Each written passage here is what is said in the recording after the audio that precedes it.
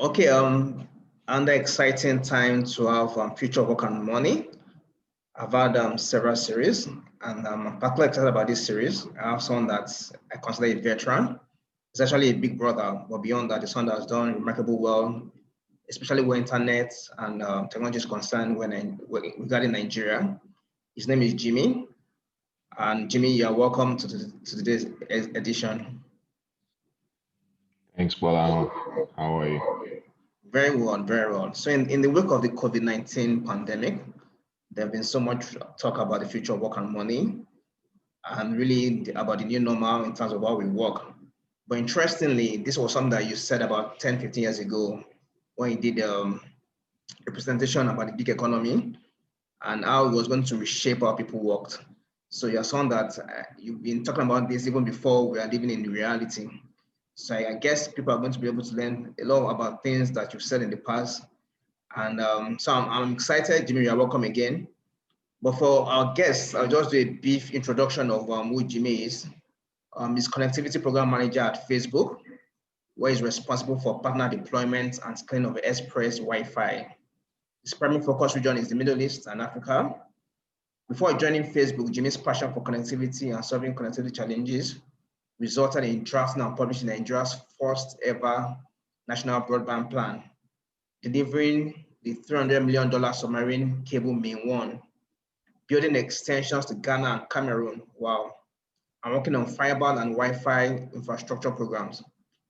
A former national deputy coordinator for the Alliance for Affordable Internet, Jimmy also understands that connecting the next billion to fast and affordable internet requires strong policy advocacy and regulatory support and action. He's passionate about supporting companies who are solving the broadband penetration and connectivity challenges for Africa. Jimmy has over 20 years experience in telecoms, media, and tech. As an entrepreneur, technopreneur, and global connectivity programs manager, he's often asked to consider non-executive director and board positions with startups, incubators, and connectivity companies. Wow, such an impressive profile. I feel excited that I know someone like you. So Jimmy, thanks for being on our show today. Thank you, Bola. I think it's the right kind of show for this current time, especially with the COVID pandemic and the way the world has kind of evolved this year. So kudos to you. Well done for actually running a series like this. I'm sure a lot of your listeners and watchers will get a lot of value from the series. Okay, thanks, Jimmy. So your passion is really connecting people, looking at what you've done in the past. And can you please just tell us about it and why that is your passion? Right. So I guess it's an extension of what I did naturally growing up, which was putting people together. So if I had a friend here who wanted to do something and I knew another friend who wanted to do something similar, I would just put them together. So that just occurred naturally, maybe by virtue of the kind of family I came from, or the level of interconnectedness and size of the family as well. It kind of just seemed like a natural thing. So having people connected to the internet is a logical progression from some of the experience that I had early on using computers and understanding the power to have computers connected to the internet. Um, I think, I mean, if my early recollection, I had a ZX. In fact, Bolhan, you should know this because some of the early times were when we played in the house with me and Tayo and everybody else on the Commodore 64 today or the Amstrad or whatever it was at the time. I had a ZX81, a Spectrum ZX81, and that was my first early experience of computing. And obviously it evolved. We played games, we did very basic programs at the time. But as these technologies evolved and we watched that, and then email came in, just being able to connect people in across distances just became another way of doing what came naturally. So for me, the internet and the ability to connect people at distances is just a natural progression of putting people together. Interesting stuff. Interesting stuff. So I know you worked at Vodafone, and I think that really set the foundation for a lot of things you are doing now. If you don't mind, can you just probably tell us a bit about your time at Vodafone and how it has probably set up foundation for what you're doing now? Right. So Vodafone was an amazing foundation builder and multiplier for me as a graduate entering the Vodafone graduate program. For me, that program was really exemplary because you had a 6 month rotation in different departments with a very detailed and structured learning program, learning about the foundation of GSM cellular networks from, the first analog networks to um, what we have today as 5G. So then I was doing 2G, 3G, and what came in between. And then after that, I found actually that few big tech companies have that kind of detailed, rigorous structure program. But for me, it really helped to expose me to all the different things around building large networks for such a global conglomerate. It was really an intensive and exciting time, and it gave you access to all the leadership, the CEO, the CTO, the COO, and CFO, up to the all around the organization. So it was for me a really good program. At that time, actually, at Vodafone, we were already building the future of work. I like to say, with the release of the BlackBerry and the 3G internet dongles, which we used to stick in the side of the laptops, and then you could literally go around with your laptop and still be working from anywhere. Um, it really led to the time when email was decoupled from your work desk and your computer as a whole. You didn't have to have your computer to still be able to access work email. So that for me already was like one of the big fundamental blocks that changed the way we work today and is, leading to how the world continues to work going forward. Lines will begin to continue to blur between work and life. I mean, personally, for me, work is life, life is work. There is no hard divide. And so I find that I think that the future of work will be a little bit more integrated into every aspect of life with fewer hardline distinctions. And you will work when you can. And if you have to take time out to attend to family or to personal issues, you take that time out and will focus less on time clocked and more on results. Great stuff, Jimmy. Great stuff. So like 10, 15 years ago, I know you did a presentation when you talked about the gig economy and how it was evolving the future of work. And really a lot of the things you said in those 10 years ago, 15 years ago, we are seeing it play out. Um, so I don't know if I'm going to ask really, what does the future of work mean to you from a tech perspective? Actually, I see the future of work is really now, and the COVID pandemic has accelerated a lot of that in the sense that working from home, probably even permanently, will become more the norm. Already, the big tech companies are leading the way in that, and some have targets of having 50% of their workforce totally working from home, which will change the retail and the corporate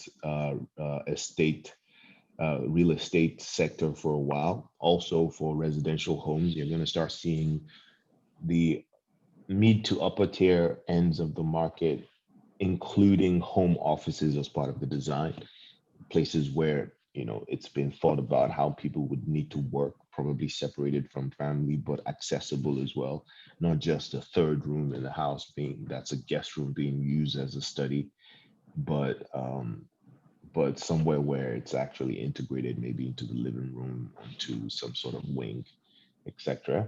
And for those less able to afford those kind of homes, you're going to find an increase in demand for workspaces, as you're already seeing with the likes of WeWork.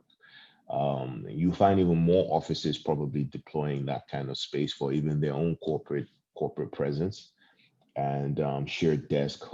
I mean, these things have been around for a while. Hot desking was something we tried at Vodafone. You could just come in and work anywhere, and people were very fluid. Came in one day, didn't come in the next day. So 20 years on, it's pretty much still The way it's going to be is just going to be more widespread. Probably people will have standing desks in their homes. And that is obviously going to be driven by the underlying need for all of that to be connected to the infrastructure that connects it all, the internet. Um, and that's why it's particularly also important that things like broadband plans, fiber, open access fiber infrastructure, fiber to the home, and fiber to the tower, and all those things are driven hard, like companies like like Facebook and others are trying to do to ensure that more homes are connected and more offices are connected to fast internet. Wow, impressive, impressive stuff.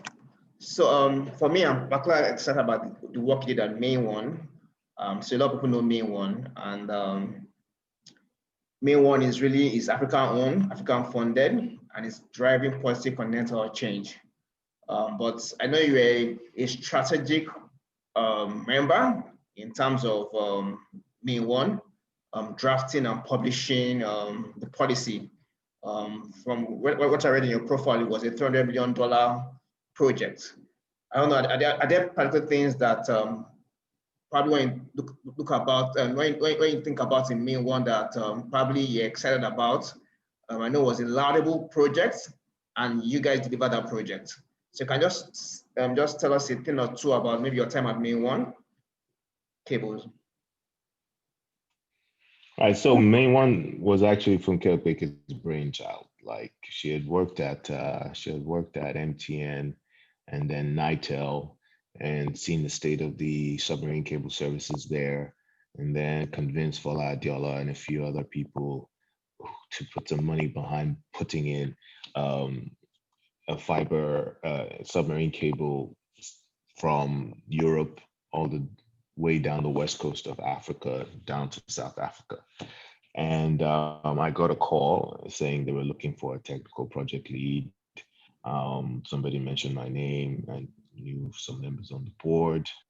Um, and so for the first time, someone was telling me that there was this opportunity to help improve the internet uh, services and infrastructure. And I'd always been responding to my family members like, internet is terrible. I can work from anywhere with my Vodafone dongle and my laptop. I can't do that in Nigeria. What am I gonna do? And so, you know, this call comes and it's like, are you gonna be a part of the solution, or are you gonna wait for someone else to solve it, or are you gonna just be there and be a part of the problem? So I signed up. Funke is a formidable person. That's someone that's probably really good to have on your show as well.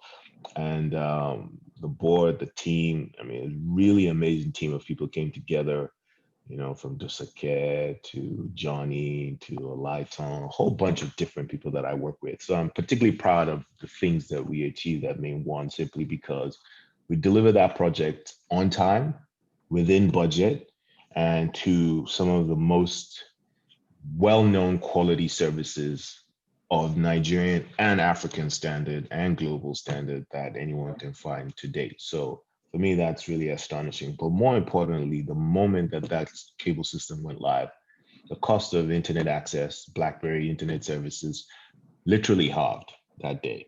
And for me, that's still a major, major milestone to look back and be like, yeah, you guys made a huge contribution to internet access for others.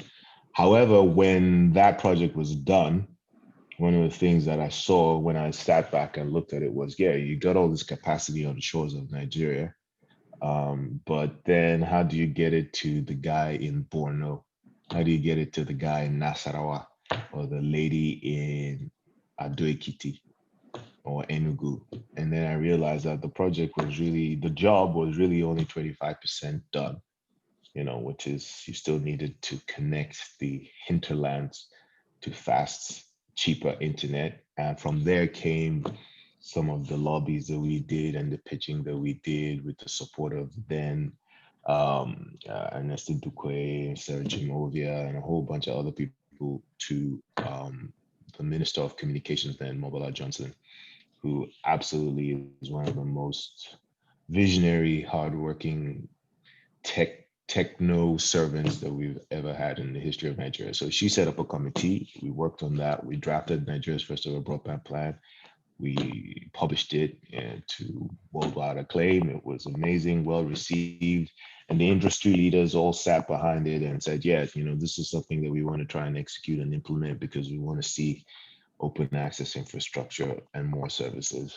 And so that really was another kind of stepping stone for trying to deepen broadband penetration across the country.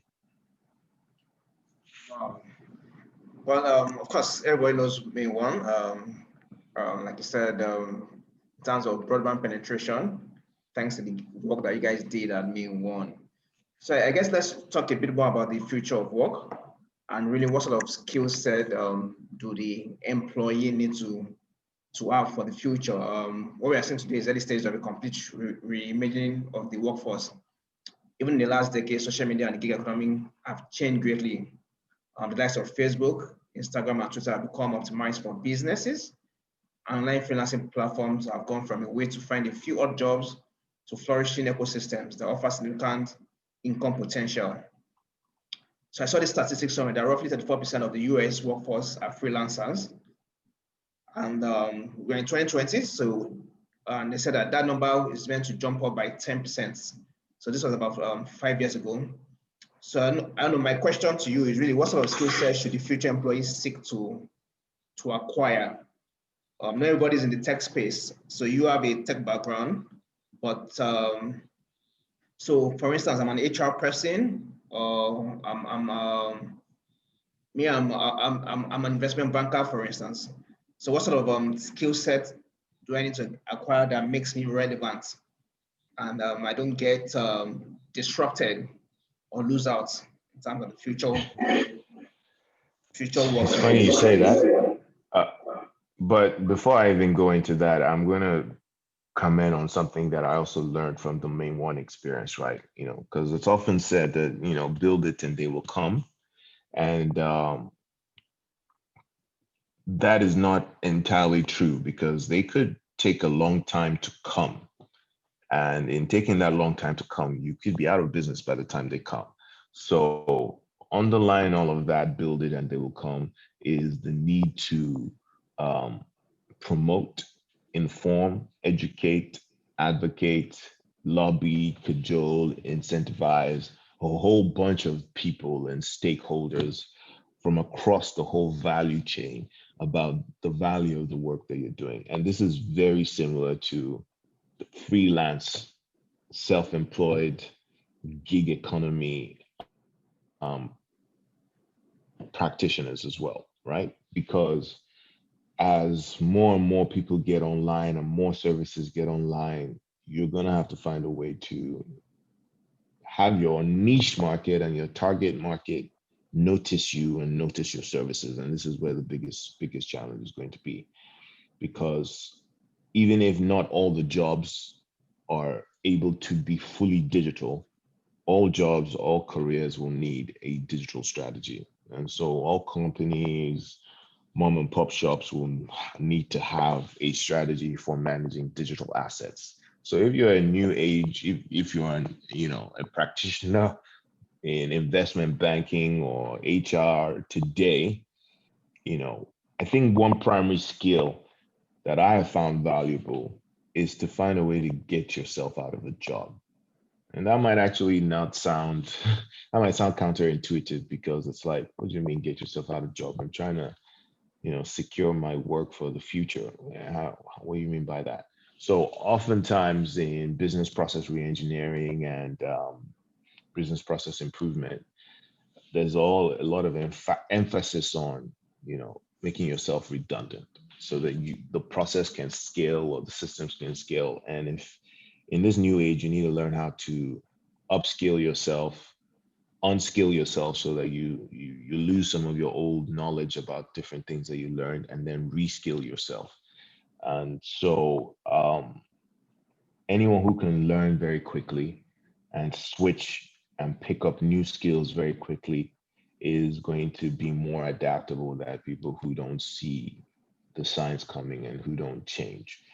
as the times come. And it's not easy. It's very hard. The longer you've been set in that industry or in that way of working, the harder it gets, right? And I'm seeing people come up that are doing things much more easily and much faster, you know, setting up teams, doing crowdfunding, raising money, putting their whole strategy online via Instagram, via Facebook, via Twitter, and just executing projects. So a lot of remote collaboration will also be key with people you've never seen, people in other parts of the world and other parts of the continent at different time zones. So ability to use collaborative tools, be transparent, and also deliver what you say you will deliver, because there'll be people depending on you that don't know you, and it'll just be like, you said you would have it by Tuesday.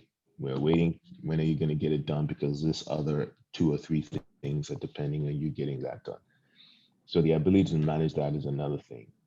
And I would also go back to not just thinking about the future of work, but the future of education. Because for the longest time, especially in Nigeria, I feel like education has been way behind, um, in terms of creating the kind of skills and knowledge we need for the modern economy. And so that has to change. So you're seeing, obviously, we're seeing blended classrooms, we're seeing remote training. It's not necessarily great for parents or children per se, but maybe we're going to see also an introduction of augmented reality and virtual reality into the classrooms as well. I expect to see a lot more video training content. People are going to start really creating whole courses as bite-sized video chunks, and you pick that up and you consume it and you can go back to it. I do that sometimes for things I want to learn on the internet. YouTube University is a great place to go. It's just amazing how much stuff you can get if you're interested in it. You know, it's just really amazing. So that kind of future of education will have to shift. And you may not have that kind of structured, oh, do this module in maths one, maths two, math three. You might pick math one and pick math seven and decide that's all you're interested in, right? Which I think needs a little bit more work in terms of thinking what are the core fundamentals that people need to just be able to function in a productive society and community. I say all of that to also come back to your question around what do you do as an individual? And I summarize again that you need to kind of make yourself redundant. So essentially disrupt yourself, which means how I'm comfortable as a project manager, I'm comfortable as an investment banker, I know my stuff, I've done it for 20 years, but then maybe I need to understand what this media tech is. So pick up some training modules, understand how it works, understand how the algorithms work, understand where I can add value and bring value, but ultimately have a particular problem that I am committed to solving. And I think it's more, I'm passionate about solving problems. So I think it's the problem you want to solve that will determine how valuable you are over time.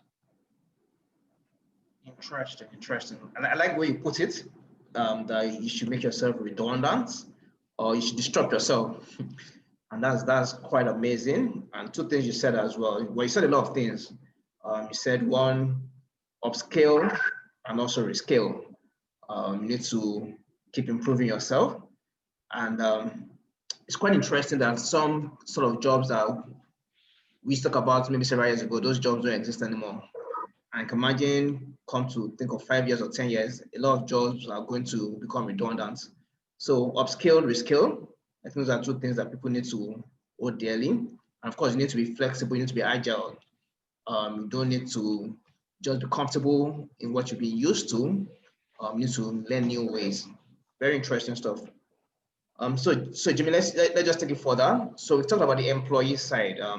I think it's also good to look at the employer, look at the business owners. And just a few statistics. So since inception in 1996, social media has managed to infiltrate half of the 7.7 billion in the world. Social network platform almost tripled their total user base in the last decade. From 970 million in 2010, now the number is surpassing 3.8 billion users in 2020. And right now, 90% of adults between the age of 18 and 29 are using social media. A solid 1/3 of millennials say it's their preferred channel for communicating with business. The habits are not going to change any moment from now. So what is trending is going to be normal later. And in fact, I can say that it's already normal. So I'm asking really, how should businesses position for the modern workforce? What should they do? I love what you said earlier on that a lot of homes are going to be built with probably having a room that you can use to work.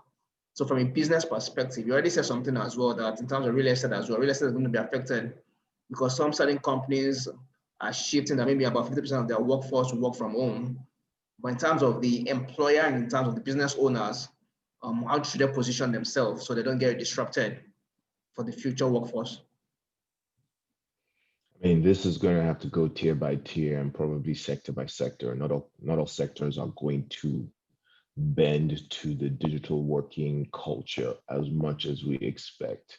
Some some some some industries will just employ technology differently, but much of what they do may still stay the same, you know? But if we look at it from the corporate side of things, definitely the outlook has to be how much of the company is flexible about how employees work. Are you a company that needs all your staff in at 7 a.m., clocked in and out at 5 p.m., and you need to see all the bums and seats? Because some businesses require that. Some banks require that.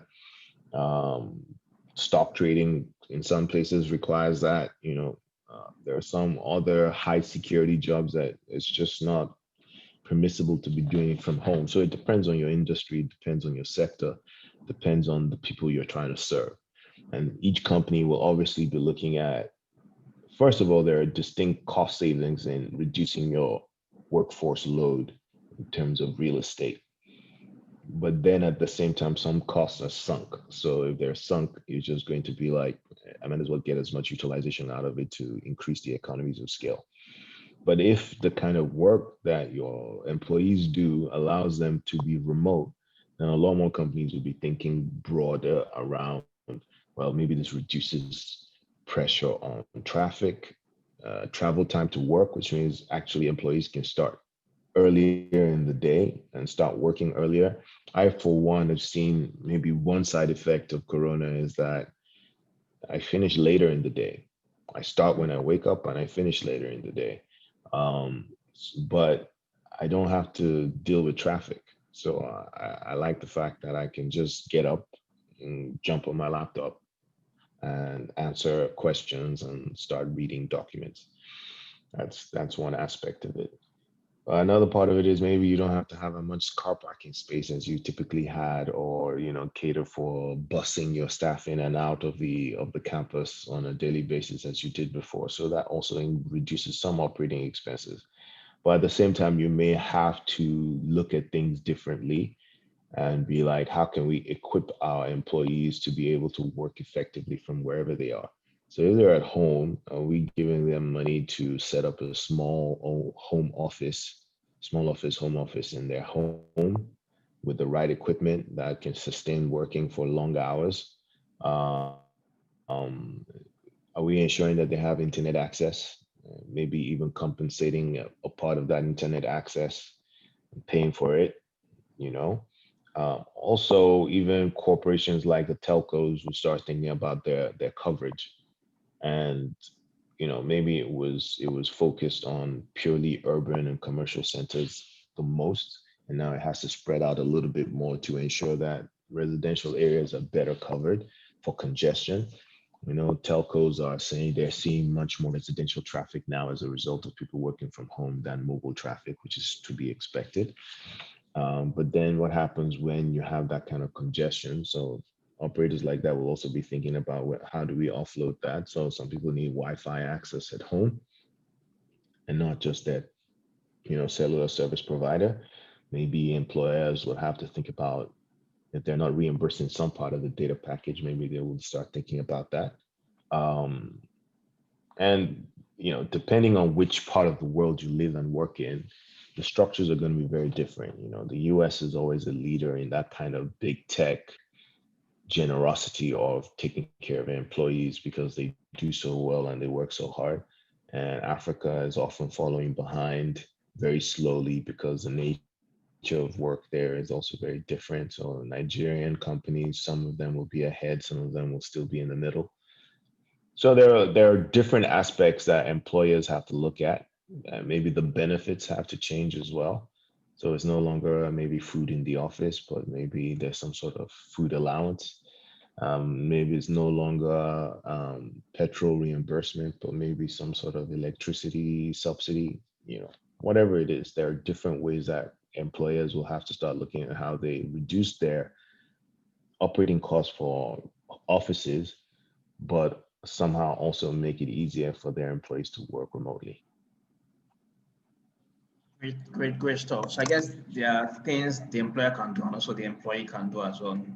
And I like some of the things you said that in some regard the employer might need to aid or help by investing in probably the home of the employee just to get them ready to ensure that they are competitive and interesting. But let's talk a bit about social media. I know you work on Facebook, and really social media really allows us to be more agile, immediate, fluid, and also transparent and honest. We saw a lot of that play out in Nigeria when we had the NSAS, and a lot of the movement or the protests was able to get a lot of international recognition because of social media. Um, so really, social media is an entire currency of thoughts, and this is the future of work. But really, there are dark sides to social media. And even during the NSAS, there's some of the postings that we know were not real. They had been tampered with. They had been so there are good sides to social media and also dark sides.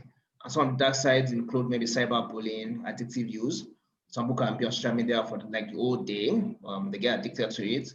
Trolling, online witch hunting, and a lot of fake news. I know in Nigeria we talk about fake news a lot, and also a lot of privacy abuse. In Nigeria, for instance, the government has said so many things about regulating social media. I just want to get your own thoughts from an expert and a professional in that field. Some governments are threatening to regulate the social media, and just want to ask, really, what is the best approach? Sometimes you don't want to throw the baby out with the bathwater. What do you think we can maybe sanitize social media? How do we curb the dark side that we have in social media? Okay, so actually, you reminded me of a question you asked previously that I don't think I fully answered, which was you were talking about maybe what 3.7 or 4 billion people connected to social media currently. Let's Yeah. say the global population is about 8 billion right now. That represents only 50% of the planet. Obviously, the goal would be to get all the people on the planet connected to the internet and to the whatever platform that is of use and value to them to stay connected to their own personal communities, right? So let's call that maybe a nirvana end goal. So that future is somewhere where maybe those who are very old right now are not connected. They're going to die off at some point, and some people are just going to be born connected. So let's say about 8 billion people eventually are online. I wouldn't say that the problem is specifically a social media problem. I think it's partly a humanity problem. Yes, there are things that all the different platforms, and I'm not just even talking social media specifically alone in this case now. I would say that it's almost any type of technology where users are exchanging their data for services, right? And some people may not see Amazon as a social media platform, but in many ways it has social media components and elements to it, right? So because your reviews, I think I used a Goodreads service once, and I wrote a review, and one day I did an internet search and my review was there open with my location and stuff like that, and I was just kind of a bit confused because I wasn't aware that that information had been tagged in my review. So for me, social media is both a necessity of humanity because communication is just what we do, but it's also a tool, very much like the proverbial fire by Prometheus, right? Fire can burn, fire can save, can warm, can cook, so it's the same thing. The question is, how are we going to use it? Is it regulation? Is it guidelines? Is it safety standards?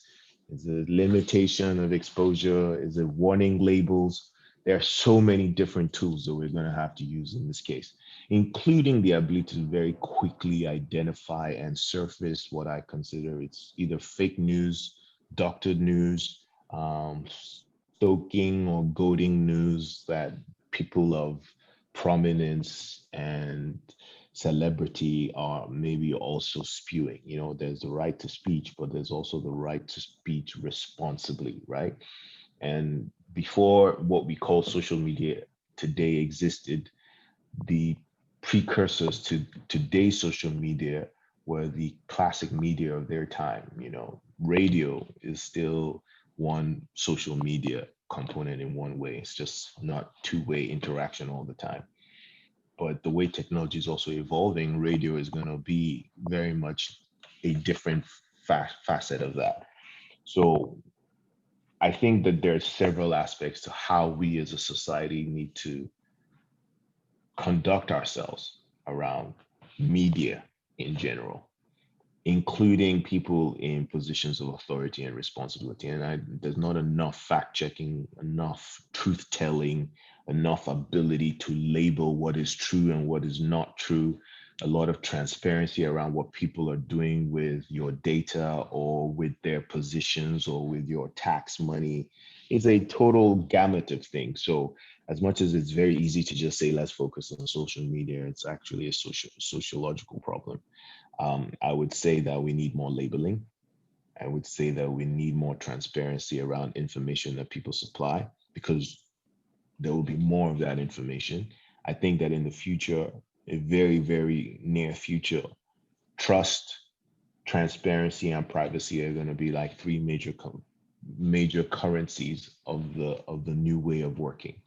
So if I think you're a company that I can trust with my data, with my information, with my persona, my digital assets, then our relationship is going to last a long time and it will hopefully be mutually profitable for both of us. But the moment I think I cannot trust you with that information, you're going to lose that ability to connect with me, unless you're so like irresistible that I have no other means of doing that. Your mobile phone manufacturers are similar in that regard. Like when I get my new Samsung and I open it up, it comes with all these terms and conditions that I have to accept if I want to use the phone. I don't know how many people read those terms and conditions because the only thing is you want to use the phone.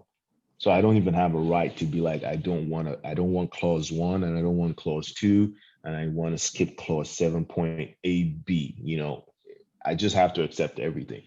So in those kind of situations, we need like the UN is doing and like governments are doing and some of the big tech companies are doing to self-report, self-regulate, self-manage, is we need people themselves to call for the kind of things that they want. Yeah, rather than just be lazy, we need to be a little bit more like, actually, if this politician is saying this and it's not true, I need you to tell me what the other sources of the information are. If someone is telling me that people were killed here, but somebody else tells me that they weren't killed here, I need somebody who has ability to sift out all that data to tell me, right, go here for more information, go there for more information. This may not be true.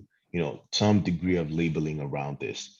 And parents will also have to be like more vigilant around the time they spend on their mobile phones, the time they spent, you know, in front of screens, the time their children spend in front of screens, what tools and apps they're using, how they're using it, what they're using it for.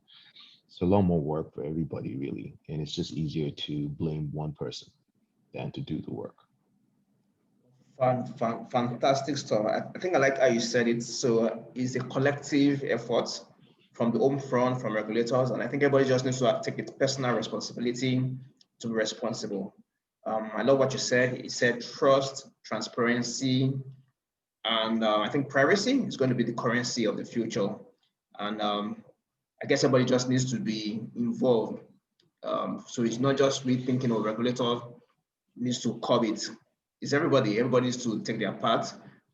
If you know the truth, you must do your best to be able to also present the fact that you know, and also not also peddling whatever fake news. But sometimes the fake news also spread because a lot of people are spreading it. I get a lot of forwarded messages. Some of those messages are not even verified, and some people just forward it. So we just need to also be responsible with some of these things. Great stuff, Jimmy. I think you make a very valid point there because I'm obviously I'm part of several family groups, and sometimes even prominent people in the family forward things. Now, that is not a characteristic that is peculiar to social media. Before social media, bad news spread fast, right? You know, Yeah, before it existed, bad news. Oh, you heard so and so happened, blah, blah, blah. Word of mouth, word of mouth, word of mouth, word of mouth. The phone then was the equivalent of what social media is today, right? Um, so bad news has always traveled fast. The difference is how much of a scale it could do it at the time. There are only so many one-to-one phone calls you can make before you get tired of making those phone calls. Whereas a forward is pretty much easy. But companies like Facebook, Google, LinkedIn, Twitter should also be looking at implementing tools and processes that make it harder to spread misinformation and easier to spread truth and fact.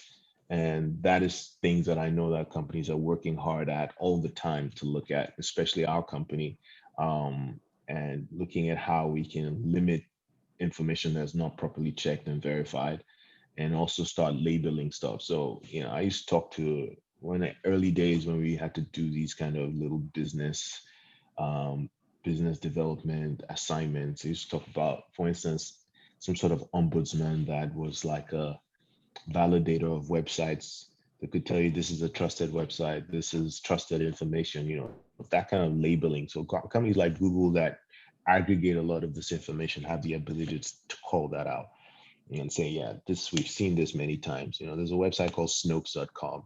Snope.com debunks a lot of like myths and folklore that spread around on the internet a lot. So imagine there's somebody comes up with the ability to connect Snopes in the backend API with hyperlinks and URLs that say, "Hey, I've seen this news article or this headline. Can you snope it for me, please?" You know, just click on it and verify. And once that body of work starts to, you only need one person on the internet to tell you and give you the fact that this is either true or false and back it up, and then you can spread that. You know, and that's just ways of doing that technically as well. yeah. Thanks for that, Jimmy. So really, we've spoken a lot about what the employee needs to get ready for the future. We also spoke about what the employer needs to get set in having that sort of workforce that it needs to be able to compete. But really, there are a lot of promising new techs area like artificial intelligence. There's 3D printing, there are drones, cybersecurity, and really all these are becoming mainstream. Even the big IT platforms we need to adapt in the decade ahead. So I'm thinking from a regulatory perspective, what can Nigeria do? What can regulators do to reduce the digital divide? I know we are not yet there when compared to some developed countries. Um, so what can we do as from a regulatory perspective in terms of getting set really for the future? So really, this is not just work. I believe technology cuts across different aspects of our lives. And I think as regulators, there's a part that they need to play. It might be creating that enabling environment. It might be creating infrastructure. It might be creating funding. But from a regulatory perspective, what do you think we can do as a country to be relevant in the technology space? This is not something that maybe people will like when I say some of the things I say on this subject. I often think that there's too much of a burden of expectation on governments and regulations. Most times, governments and policies and regulations are lagging behind innovation, right? So you can't regulate innovation. So it's unlikely that you're ever going to be ahead of innovation. Electricity wasn't regulated. Somebody came up and saw that we could get light, and then they had a vision of trying to get it into every home. And obviously, those who could afford it at the time were the first people to get access to it. And then eventually, large corporations and governments got into trying to make it affordable and available to more people. So I think the primary role of government and regulation in any case is creating the enabling environment. And how do they do that? In many ways, bringing the cost of labor down, cost of doing business down, bringing the barriers to access down, in many different ways, trying to do that. But unfortunately, a lot of governments are interested in their own survival, which means taxation in many ways, shapes, or forms to keep the engine of governance alive. And then eventually, the Leviathan is only interested in its own survival. And that will always be an eternal challenge that we face, which is why I think placing too much of a burden of expectation on government and regulation is just disempowering. And I think private enterprise is what makes the world move and is what makes, people come together. So trade, commerce, solving somebody's problem and getting paid for it is the way to go. And then advocating with those who are making policy. I've never thought that really, on the most part, in my experience, that regulation or policy is Nigeria's problem. There are many positive, pro development, progressive policies in the Nigerian codec of policies. Oftentimes, lack of will, lack of implementation, lack of enforcement, lack of awareness, lack of information are the things that stop them from being implemented properly, and policies don't just come alive by themselves. People have to take them, run with them. And if you take America, an example, the Constitution is something that got drilled into a lot of people's heads.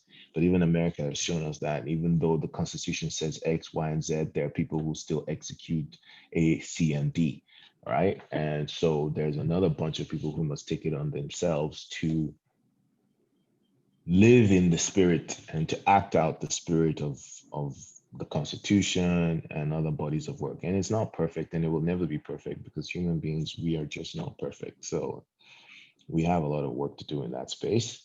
I would say we need to hold governments and regulators accountable to creating the enabling environment. So if they get distracted, like the work we did with the Alliance for Affordable Internet, where it was all about trying to raise several billion naira in taxation on something called the social media tax and then the communications tax.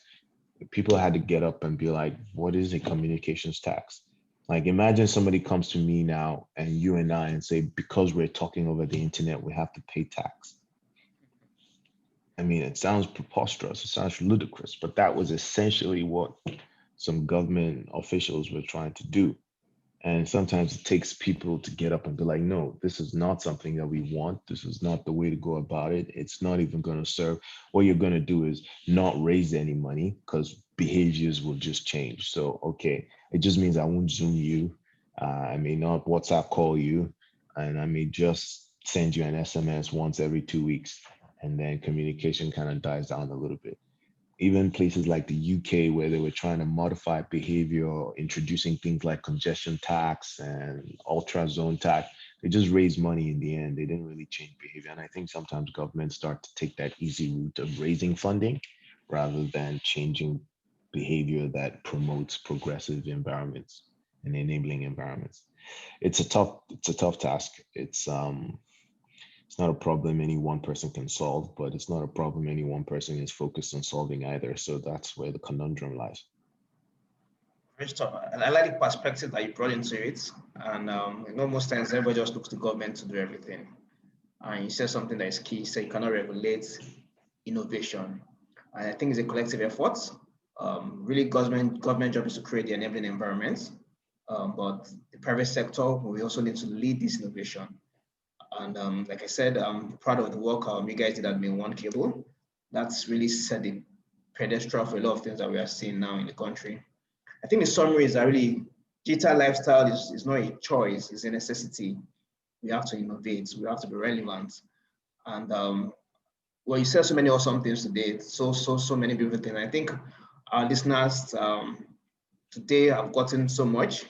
But as we round up, really, just to get your thought on this. So it seems like the underlying theme for the future of work is unity.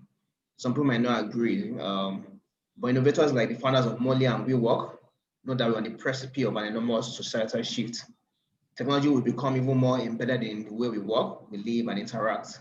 Breaking out the cubicles that once separated us from our peers at the office was merely one step in a series of many.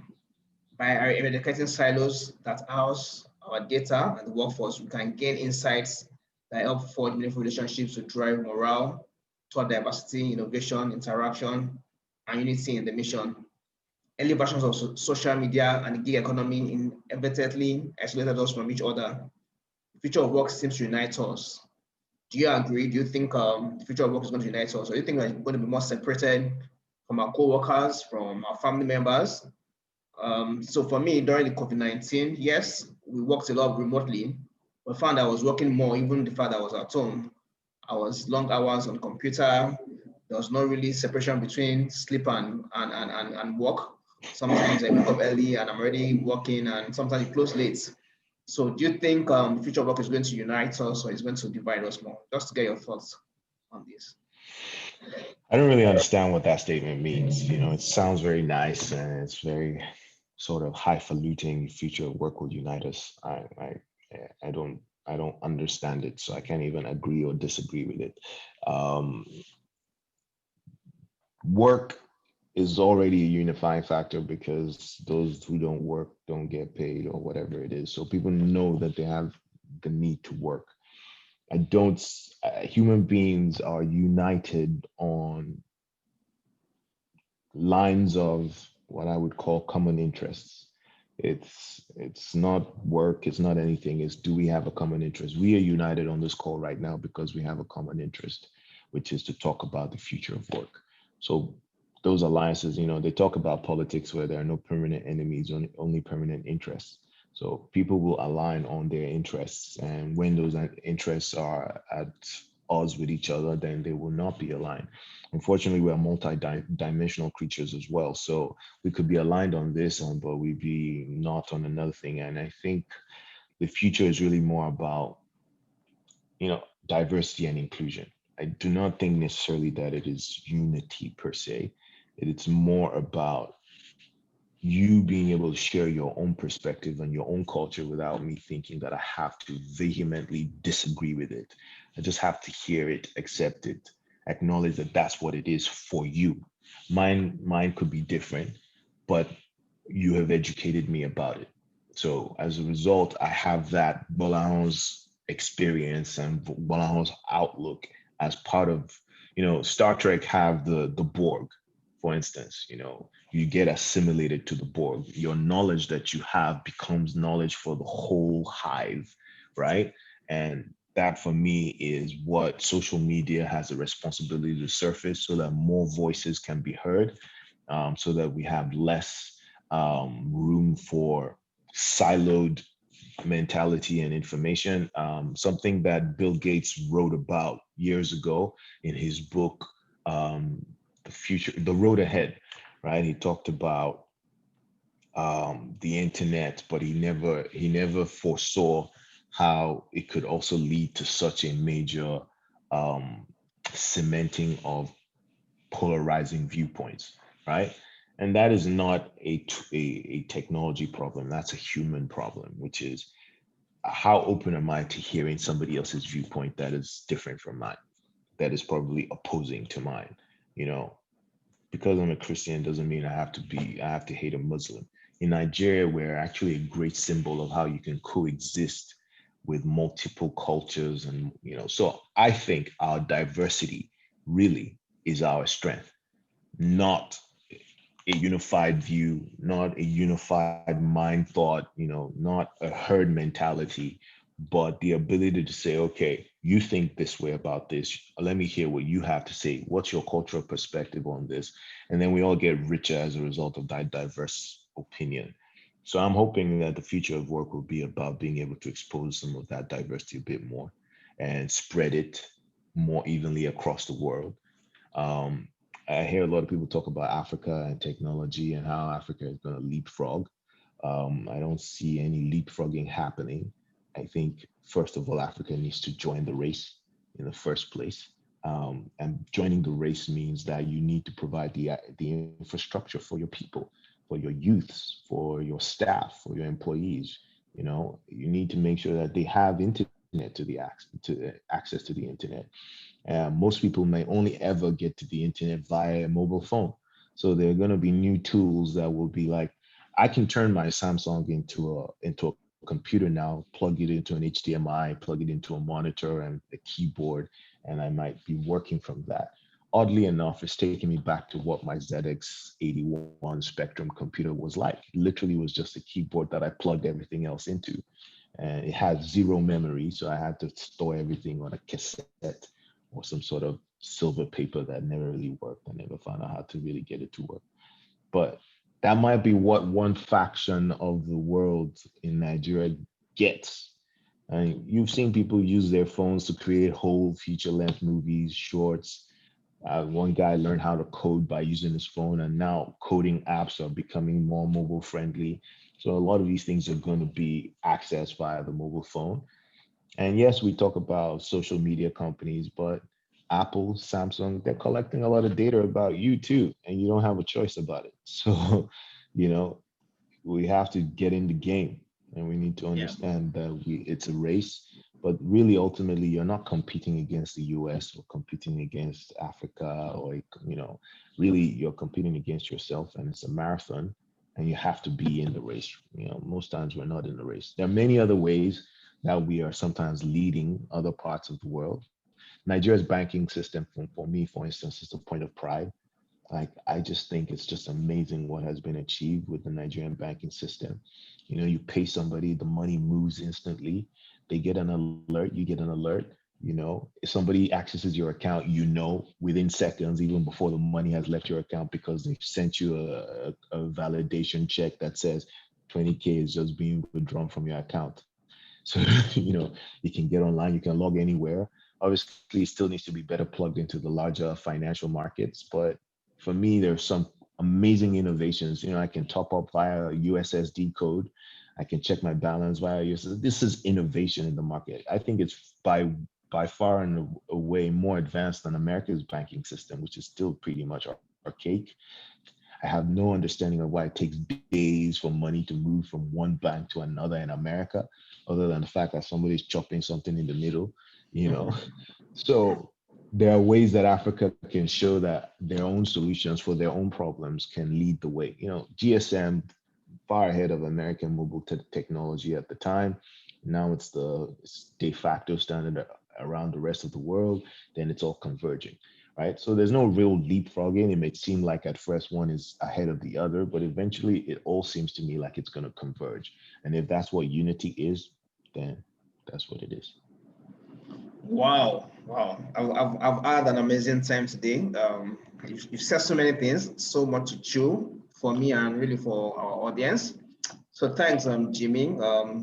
It's been a pleasure having you. You said so many things. And like I said, I'm particularly proud of what you've done so far. You're an expert, you're an advocate. And I also like the fact that you're true to what you believe, and you're despite the fact you're not in the country, as much as possible, you're doing your bit at least to promote technology in Nigeria. So as a roundup, I don't know, do you have any parting shots? I think for me, you've talked about the future of work. I've talked to graduating classes before about being the leaders of tomorrow. I will repeat something I've said often. You are not the leaders of tomorrow, you are the leaders of today. So whatever you lead today is what you will be leading tomorrow. So start leading something and choose a problem you want to solve and commit yourself to that problem, right? That's the only way you are going to future proof yourself, because there is no skill set, no industry, no profession that's going to be completely immune to competition or erosion of relevance forever. There's always going to be something that's going to threaten you. Nobody thought that, Netflix was really going to threaten Blockbuster, and then it came. Nobody really thought Dyson was going to threaten Hoover, and then it came. No one really thought that YouTube might actually threaten um, traditional television. But now it's like, why does everyone need to have their own YouTube channel? But then it came, and it's going to come from places you don't even expect. So one of the great books to read is How to Teach an Elephant to Dance, the story about the turnaround of IBM. reading that is great. And reading a book called The Road Less Traveled by, M. Scott Peck is also a good one because life is a challenge. Life is tough. When you face it and know that you're going to go through some hard times. But if you pick a problem that you're going to solve and then you commit your life to solving that problem, you'll find innovative ways of solving it. Thank you, thank you, thank you, thank you so much, Jimmy. I think I'm going to get some of those books that you mentioned. I'm not sure. I think I've read you Road Less Traveled, but I've not read the other ones. Like I said, really, man is a summation of the books he reads and whatever he must have learned in the past. So, Jimmy, thanks a lot, and it's a pleasure having you again. Hope to have something like this with you again sometime in the future. So, thank you, and enjoy the rest of your day. Anytime, but keep up the good work. Thanks for having me on. Yeah, bye. Bye.